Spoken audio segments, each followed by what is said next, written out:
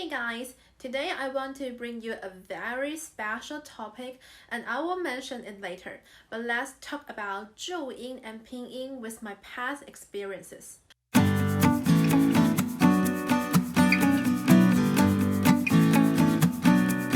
So today I'm not going to teach Mandarin about essential phrases and vocabularies like usual.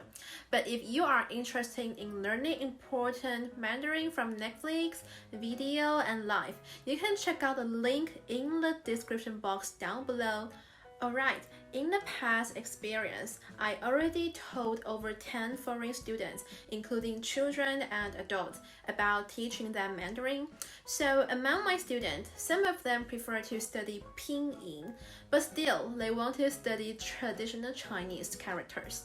And other students who choose to study Pinyin also wish to study simple Chinese characters. So I searched many topics on Quora and Reddit. Also, I searched for some information from internet, which is related to Pinyin and ZHUYIN as well. So most of the content which compare between traditional Chinese and simple Chinese is about Taiwan and China. In our ordinary thought, we always connect Chinese people and Pinyin. On the other hand, we connect Taiwanese people and traditional Chinese character. And another point is we also connect simple Chinese characters and Pinyin. On the other hand, we link ZHUYIN and traditional Chinese. So how about you? Are you learning Pinyin or ZHUYIN? Comment down below first, and let's go for our topic. So the topic is, if I am not born in a Mandarin-speaking country, still I want to learn Chinese Mandarin, which pronunciation way would I choose to learn? Pinyin or ZHUYIN?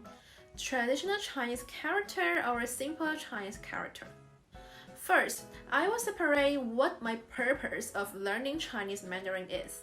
Whatever you are learning what kind of language, this is also the most crucial key point motivating you to keep going. If my purpose is to expand my business and learn much faster, I would choose Pinyin to study first.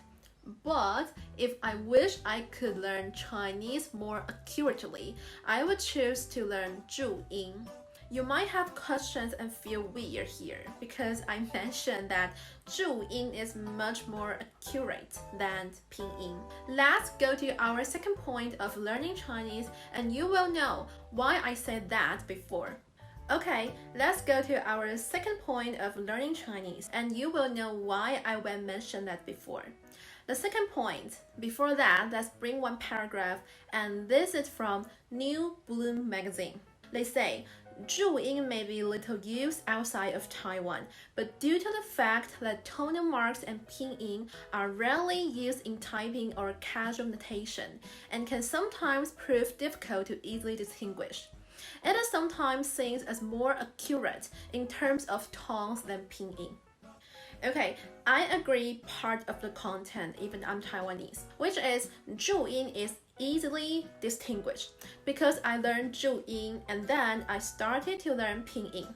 The rule in Pinyin is a little bit complicated, so for example, in the simple final this sound, for example, ye and le, their pronunciation is different.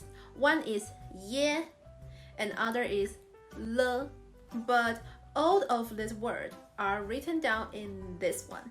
Can you recognize the difference? How about we try to use ZHUYIN to pronounce these two words? If we are trying to pronounce ye, we write down e. If we are trying to pronounce le, we write down e. There's no confusion to remember the rule. All you have to do is remember all 37 ZHUYIN symbols and combine them into one word. That's all. There's also a weakness for learning ZHUYIN. So while typing the Chinese character, Pinyin is much easier for beginner Chinese Mandarin learners. Furthermore, if you want to type in ZHUYIN, you must buy a specific keyword to learn the symbol position first. Hey guys, I changed my clothes because this is another day. For some reason, I think the last script is not good enough to show in front of everyone, so I just rewrite the script and then want to show the better video for you guys. Okay, so let's take a look of our next topic and next point. So, in the first and second points, I already mentioned my point of view about learning ZHUYIN and Pinyin. Also talk about how I would choose if I want to study Mandarin Chinese if I am not born in a Mandarin-speaking country.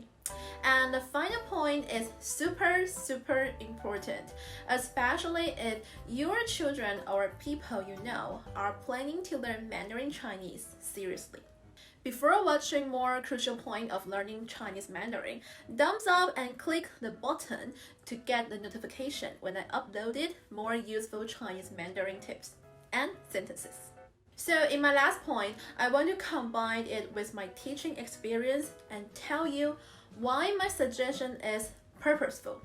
If you are born in an English-speaking country, better to learn ZHUYIN instead of Pinyin. Because there are many Pinyin symbols have different pronunciations with English. One more thing is you must remember the symbol rule of Pinyin, which would be more complicated and more challenge for you. It also happened in one of my students from Australia. Especially he is a beginner of learning Chinese. He's struggling of combining symbol and rules while reading Pinyin. I also searched one article which provide a very interesting point. So let's listen to it. Simple.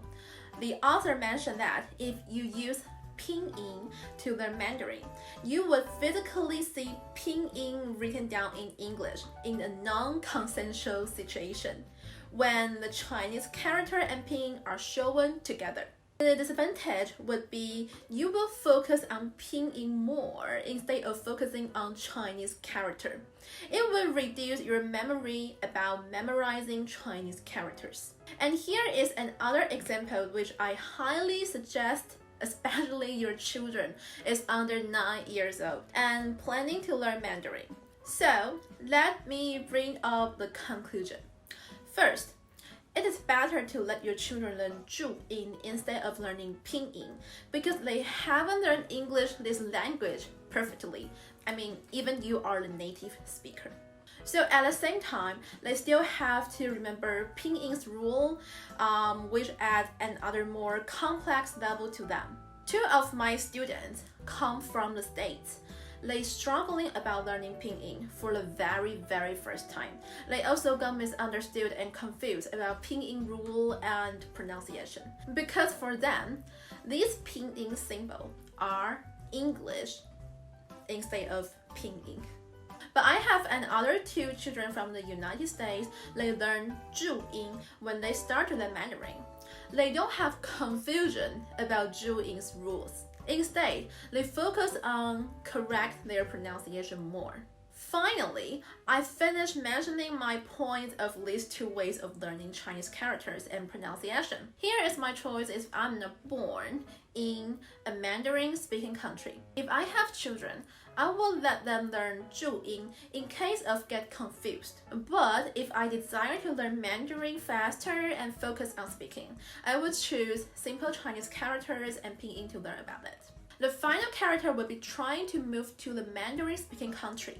Under that case, I would follow that country's learning rule to learn about it. So here, I want to collect your point about today's topic, which learning way to use it when learning Mandarin, and why. Comment your idea and share this video if you think these points are interesting and have already given you some ideas for learning Mandarin. Oh, and one last thing is hit this button. Let's use language to connect each other. So I will see you in the following video. Bye!